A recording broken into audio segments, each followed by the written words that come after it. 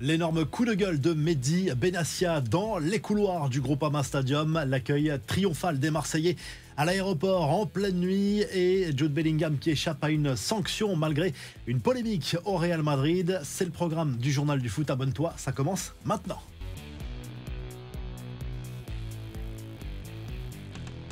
On a vu un match de folie entre Lyon et Marseille dimanche soir au Groupama Stadium en clôture de la 5e journée de Ligue 1 et malgré le carton rouge adressé à Léo Balerdi en tout début de match pour les Marseillais, ce sont bien les Olympiens qui se sont imposés.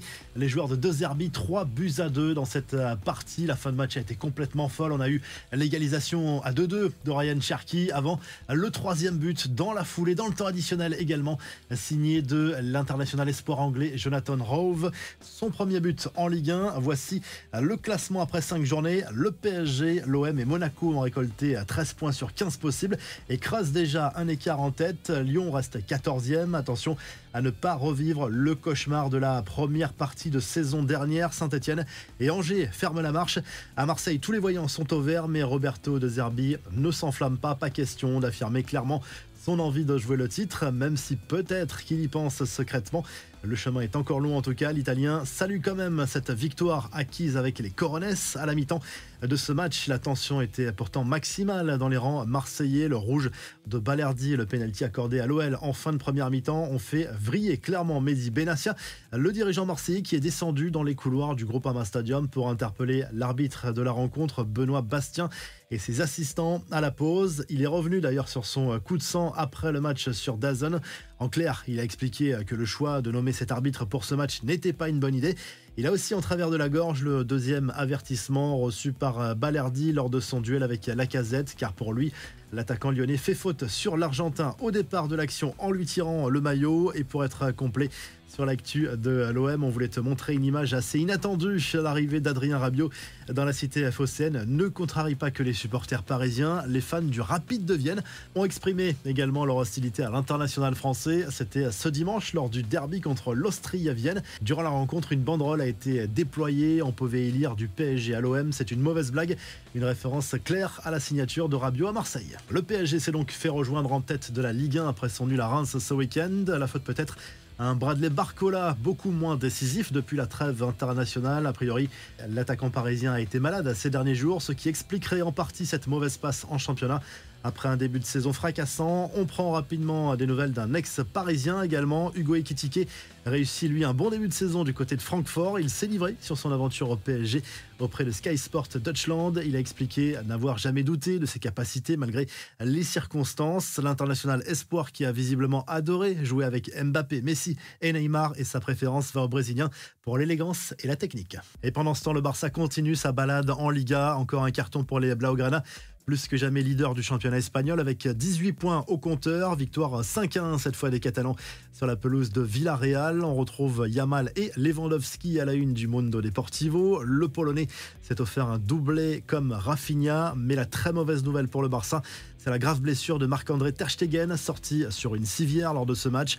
L'international allemand souffre en fait du genou. Saison terminée pour le gardien du Barça qui avait été la cible des critiques cette semaine après le match à Monaco en Ligue des Champions. La presse catalane qui lâche quelques noms de gardiens libres qui pourraient éventuellement rejoindre le FC Barcelone. Parmi eux, il y a Keylor Navas, mais cette piste s'annonce compliquée. L'ancien parisien a passé plusieurs saisons au Real Madrid et ça compte forcément dans la balance. Au rayon des bonnes nouvelles pour les Blaugrana, on a une date de retour pour Frenkie de Jong. L'international néerlandais s'était blessé en fin de saison dernière. Sa blessure à la cheville droite ne sera bientôt qu'un mauvais souvenir. Hansi Flick espère le récupérer début octobre, soit en Ligue des Champions contre les Young Boys de Berne dans 8 jours, soit le week-end suivant contre Alaves en Liga. Après le Barça, le Real, Jude Bellingham va visiblement échapper à une sanction. Le comportement de l'international anglais sur la pelouse du Bernabéu samedi aurait pu avoir de lourdes conséquences. On replonge dans le contexte face à l'Espagnol Barcelone.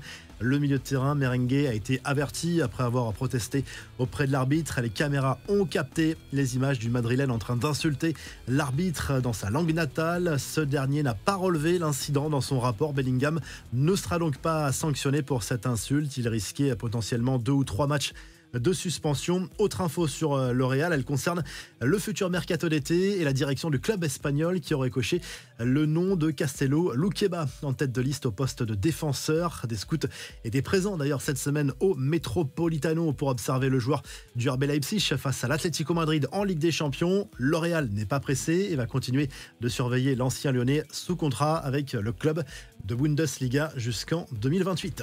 Les autres infos à retenir dans ce journal du foot, Paulo Fonseca a peut-être sauvé sa tête en Italie, du moins pour le moment. On le disait déjà sur la sellette après le début de saison manqué des Rossoneri. Oui, mais voilà, une victoire dans un derby, ça change tout. L'AC Milan a arraché une précieuse victoire face à l'Inter dimanche en Serie A, score final 2-1 grâce à un but de Gabbia en fin de match. En Angleterre, c'était très chaud entre Manchester City et Arsenal.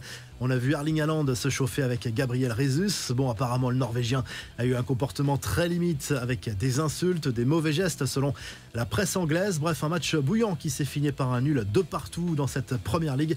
Les Citizens ont du mal en ce début de saison. Le Norvégien, lui, a inscrit son 100e but avec les Sky Blues en seulement 105 matchs disputés.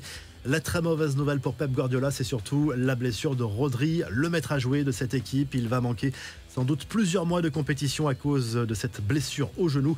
Ironie de l'histoire, c'est lui qui avait dénoncé le calendrier infernal imposé au grand club cette semaine et le risque pour la santé des joueurs. Cristiano Ronaldo, lui, joue sur tous les tableaux. Il vient de signer une collaboration avec SNK pour le jeu vidéo Fatal Fury, dont la sortie est prévue au printemps. Quelque chose d'excitant se prépare à lâcher la star portugaise sur les réseaux sociaux pour accompagner le teaser. Voilà pour le journal du foot. On se quitte avec les images du retour en pleine nuit des Marseillais après leur victoire étincelante à Lyon. Les joueurs de Roberto De Zerbi ont été accueillis en héros par plusieurs dizaines de supporters malgré la pluie battante. Il était 2h du matin, mais on a vu plusieurs joueurs venir communier avec eux. Abonne-toi, le journal du foot revient très vite.